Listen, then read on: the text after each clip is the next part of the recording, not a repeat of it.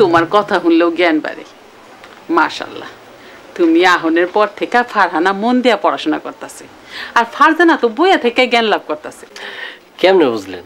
এই যে তুমি কত ভালো ভালো কথা কও, আবার সারা গেরাম গইরা কত রকমের ওষুধি গাছ চিনাইছো, গাছ যে মানুষের বন্ধু সেটাও শিখাইছো। জ্ঞান দেওয়া তো সব শুরু করছি, দেখবেন দুই বোনের কিরম জ্ঞানী বানায় তুলি।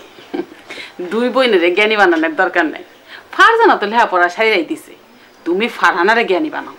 শোনেন, স্কুলে না গিয়েও যে জ্ঞান অর্জন করা যায় এটা বোঝানোর লিগে ফারহানার স্কুল বন্ধ করছি। আর ফারজানা স্কুল না গেলে কি হইব, আমার কাছ থেকে তো জ্ঞান অর্জন করতেছি।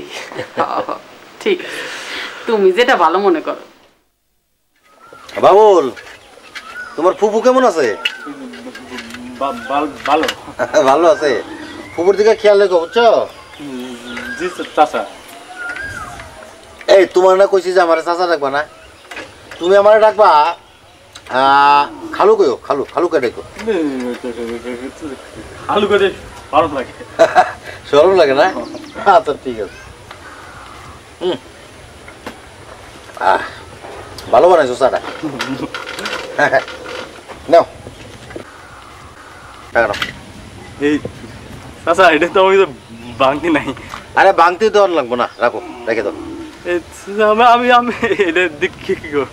আরে শোনো শোনো শোনো, দোকানে তোমার তো মালপত্র নাই, মালপত্র উঠাও, বুঝছো?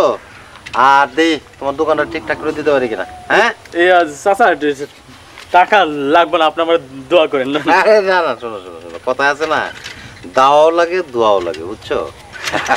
যাও যাও, ব্যবসা বাণিজ্য করো, লাভটা বলে তারপর ফেরত দিও, বুঝছো? আচ্ছা যাও যাও, আই পালোটাই যাও। আপনার আমি সারা গ্রাম খুঁজে বেড়াইতেছি, আর আপনি এখানে বসে থেকে আড্ডা মারতেছেন। আমি তো আর তোমার মতো না, বুঝছো না?